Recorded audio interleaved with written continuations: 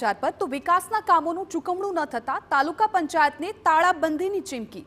છોટાઉદેપુરમાં કેટલાક ગામોમાં વિકાસના કામ થયા તે ગામની પંચાયતને તાલુકા પંચાયત દ્વારા નાણાંની ચૂકવણી કરવામાં નથી આવી। સ્વચ્છ ભારત મિશન ભારત સરકાર દ્વારા હેન્ડપંપનું પાણી આસપાસ ન ભરાય તે માટે શોકપીટ બનાવવામાં આવી હતી। જો કે પંચાયતને નાણાં ન મળતા કામગીરી કરનારા શ્રમિકો પણ તેમની મહેનતની કમાણીથી વંચિત છે।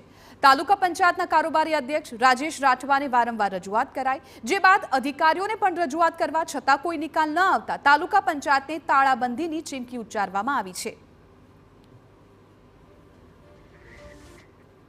વિકાસશીલ સરકાર છે, વિકસિત સરકાર છે, ત્યારે અમારા મજૂરોએ કામ કરેલું જે મજૂરી લેવા માટે પણ અમારે સંઘર્ષ કરવો પડતો હોય છે। ત્યારે મેં આજે એસબીએમ શાખામાં અમને બાહેધરી આપી છે કે થોડા 5 થી 6 દિવસમાં અમે એ ચૂકવણું કરી દઈશું। જો ચૂકવણું ના કરવામાં આવે તો ફરી પાછો મેં 1 અઠવાડિયામાં સમગ્ર તાલુકા પંચાયતને કચેરીને તાળાબંધી કરીશ।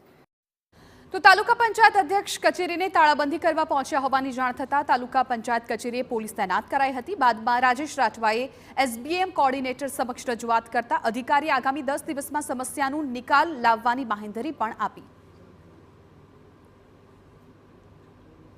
આપણી પાસે 20 લાખ રૂપિયા આવ્યા છે, એના ચૂકવણા કરવા માટે અમે તમામ તૈયારીઓ કરી દીધી છે। ખાલી નવી સિસ્ટમ આપણા માટે આવી છે કે ટ્રેઝરી, એમાં સિસ્ટમ નવી આવી એના લીધે થોડું ડિલે થયું છે કે આઈડી પાસવર્ડ બધાના જનરેટ કરવાના થતા હોય છે, એના લીધે થોડું ડિલે થયું છે। હવે આઈડી પાસવર્ડ જનરેટ થઈ ગયા છે એટલે અમે પેમેન્ટ કરવા માટે પ્રોસેસ ઝડપી કરી।